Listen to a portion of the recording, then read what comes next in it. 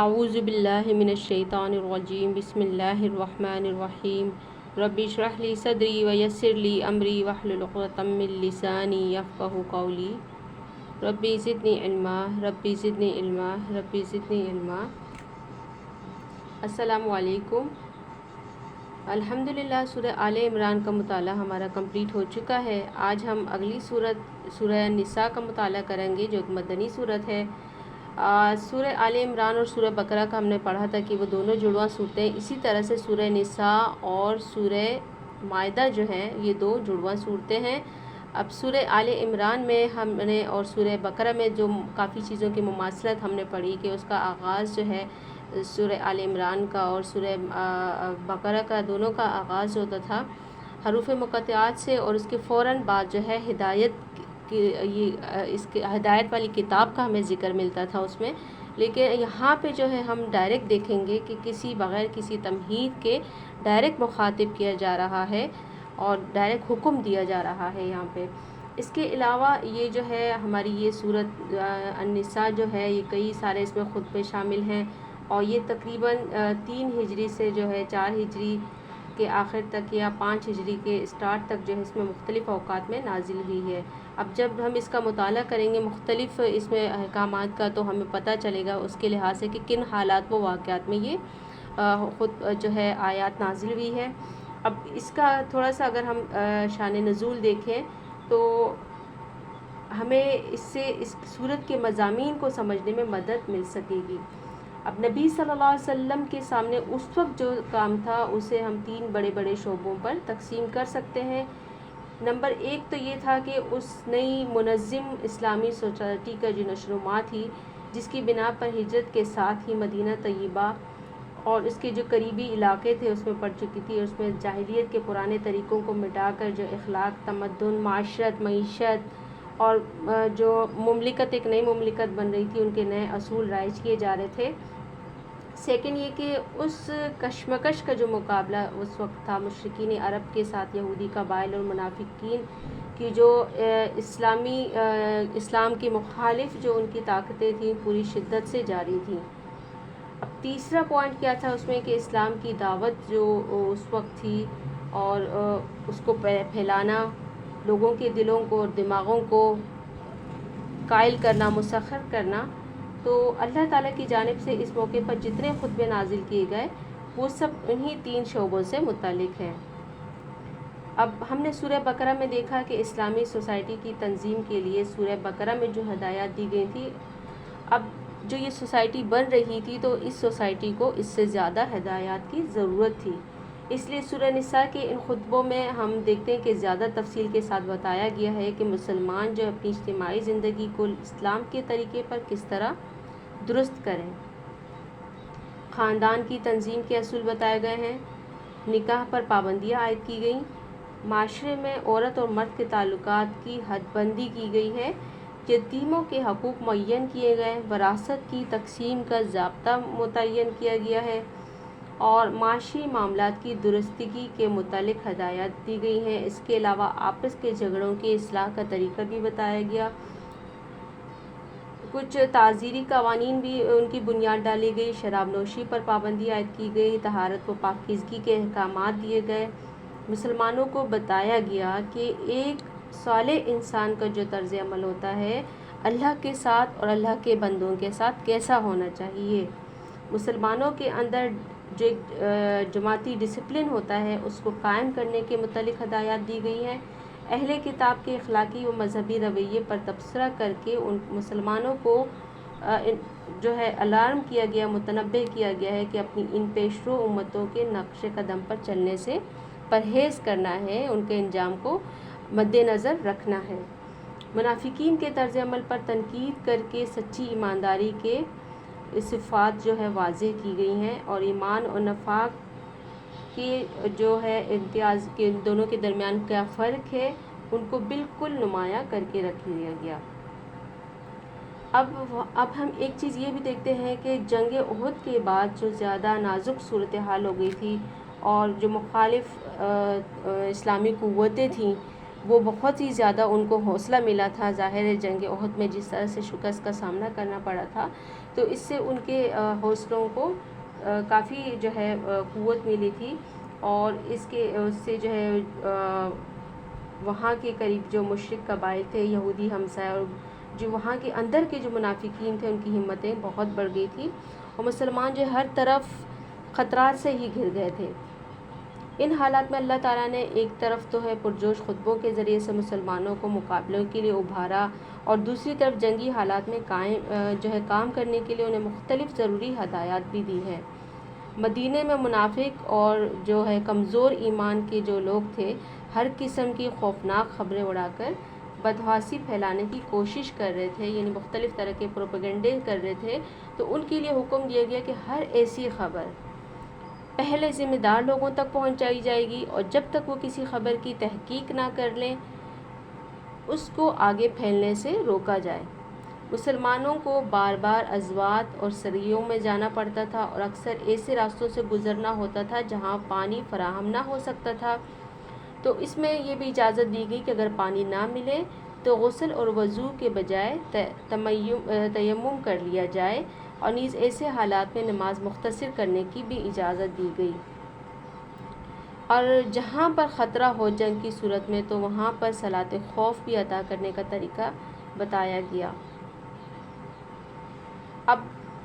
عرب میں یہ بھی تھا کہ مسلمان جو تھے مختلف علاقوں میں پھیلے ہوئے تھے، کہیں تعداد میں کم تھے، کہیں تعداد میں زیادہ تھے۔ تو جہاں تعداد میں کم ہوتے تھے تو وہ بسا اوقات یہ ہوتا تھا کہ جنگ کی لپیٹ میں آ جاتے تھے۔ ان کا معاملہ جو تھا مسلمانوں کے لیے سخت پریشان کن تھا۔ اس مسئلے میں ایک طرف اسلامی جماعت کو تفصیلی ہدایات دی گئیں، اور دوسری طرف ان مسلمانوں کو بھی ہجرت پر ابھارا گیا تاکہ وہ ہر طرف سے سمٹ کر دارالاسلام میں آ جائیں۔ یہاں پر یہودیوں کے ساتھ جو ایک قبیلہ تھا بنی نذیر، ان کا رویہ بہت، انہوں نے آپس میں جو ہے صلح وغیرہ کر لی، اور آپس میں ان کے تعلقات کافی بڑھ گئے، اور وہ جو ہے تمام معاہدات کی خلاف ورزی کر کے کھلم کھلا اسلام کے دشمنوں کا ساتھ دے رہے تھے،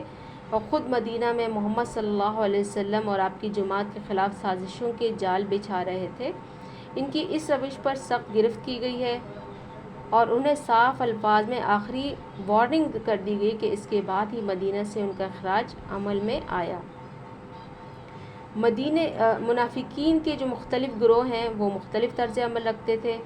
مسلمانوں کے لیے فیصلہ کرنا مشکل ہو جاتا تھا کہ کس قسم کے منافقوں سے کیا معاملہ کریں، کس طرح سے ان سے برتاؤ کریں۔ تو ان سب کو الگ الگ طبقوں میں تقسیم کر کے ہر طبقے کے منافقوں کو ان کے متعلق بتا دیا گیا کہ کون سا منافق ہوگا، اور اس کے ساتھ کس کیٹیگری کا ہے، اور اس کے ساتھ کس طرح کا برتاؤ ہونا چاہیے۔ سب سے زیادہ اہم چیز جو تھی وہ یہ تھی کہ مسلمان کا اپنا کریکٹر بالکل بے داغ ہو، کیونکہ اس کشمکش میں جو یہ مٹھی بھر جماعت تھی اگر جیت سکتی تھی تو اس کے لیے بہت ضروری تھا کہ ان کے اخلاق جو ہیں وہ بہت ہی اعلیٰ قسم کے ہوں، اور اپنے اخلاق کے زور سے ہی جیت سکتی تھی۔ اس لیے مسلمانوں کو بلند ترین اخلاقیات کی تعلیم دی گئی، اور جو کمزوری بھی ان کی جماعت میں ظاہر ہوئی اس پر سخت گرفت کی گئی۔ یعنی اکاؤنٹیبلٹی کا بہت سخت سسٹم رکھا گیا، جس کی وجہ سے ہم دیکھتے ہیں کہ جو تھوڑی تعداد میں بھی مسلمان تھے انہوں نے بہت تیزی سے جو ہے اسلام پھیلایا۔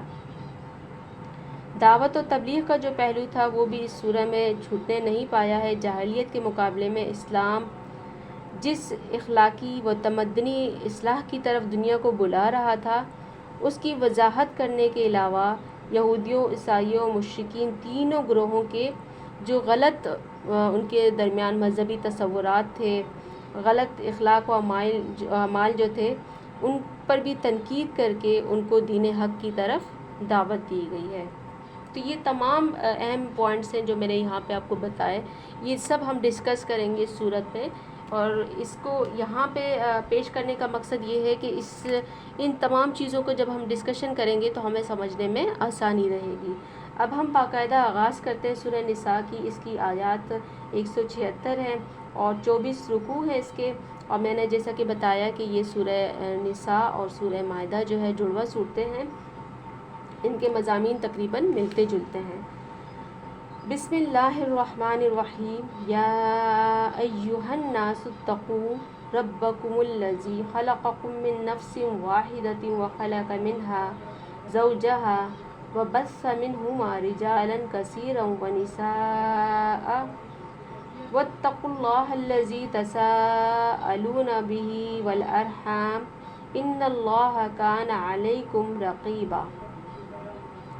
اب یہاں پہ خطاب جو ہے، پہلے میں اس کا لفظی جو ہے آپ کے سامنے بامحاورہ ترجمہ رکھتی ہوں اس کا۔ لوگوں اپنے رب سے ڈرو جس نے تم کو ایک جان سے پیدا کیا اور اسی جان سے اس کا جوڑا بنایا، ان دونوں سے بہت سے مرد و عورت دنیا میں پھیلا دیے۔ اس خدا سے ڈرو جس کا واسطہ دے کر تم ایک دوسرے سے اپنے حق مانگتے ہو،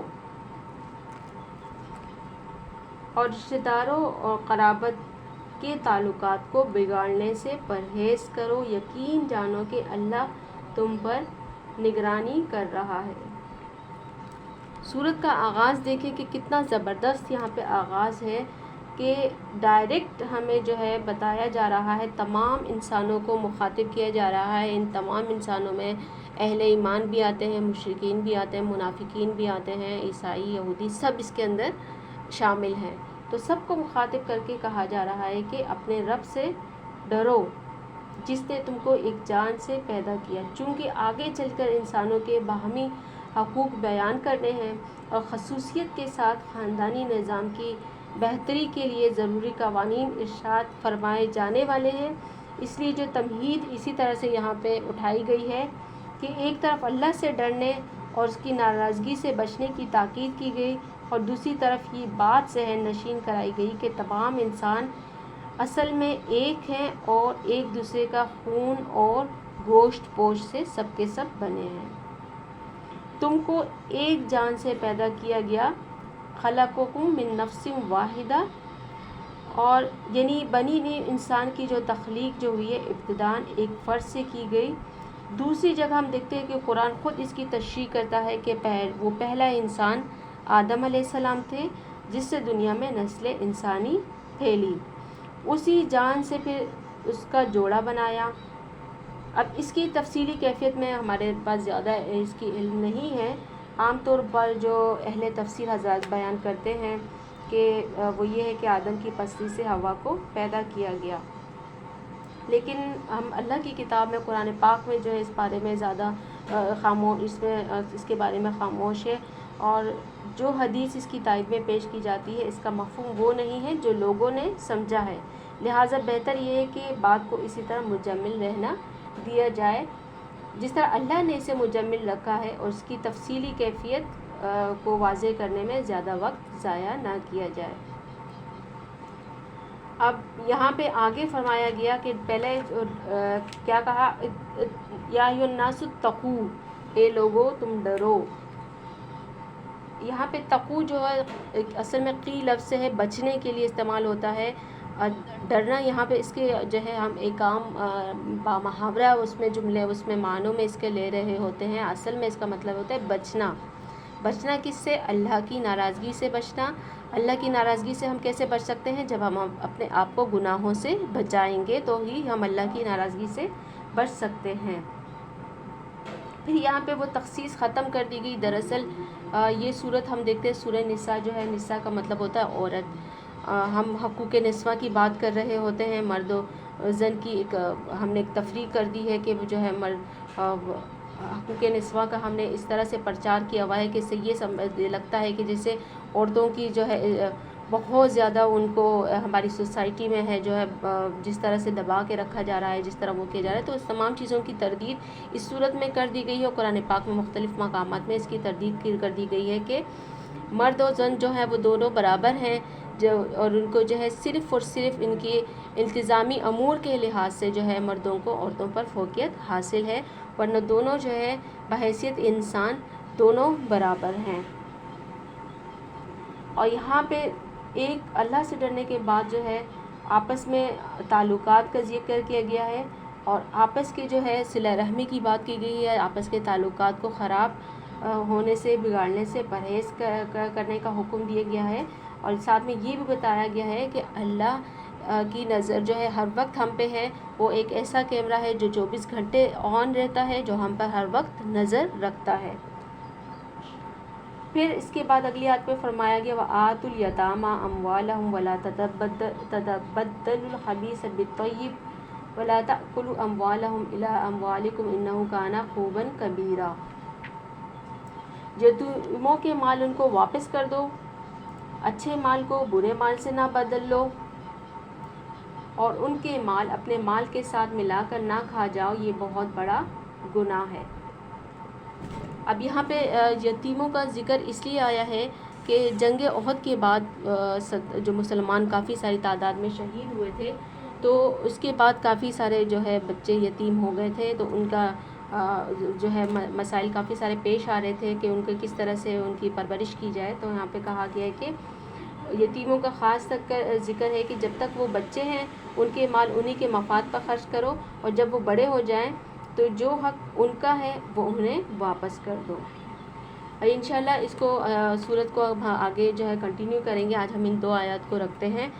کیونکہ اس کو ہم نے آغاز میں اس کی جو پورا ڈسکشن کیا، تو سمجھنے کے لیے اس میں ہمارا کافی سارا وقت اسی میں وہ لگا ہے۔ تو انشاءاللہ اس کو اگلی ویڈیو میں اس کی رکوع کو ہم کمپلیٹ کریں گے، اور اللہ تعالیٰ سے دعا ہے کہ اللہ تعالیٰ ہم نے جو سمجھا اس پر ہمیں عمل کرنے والا بنائے، اس پیغام کو دوسروں تک پہنچانے والا بنائے۔ وآخر دعوانا ان الحمد للہ رب العالمین۔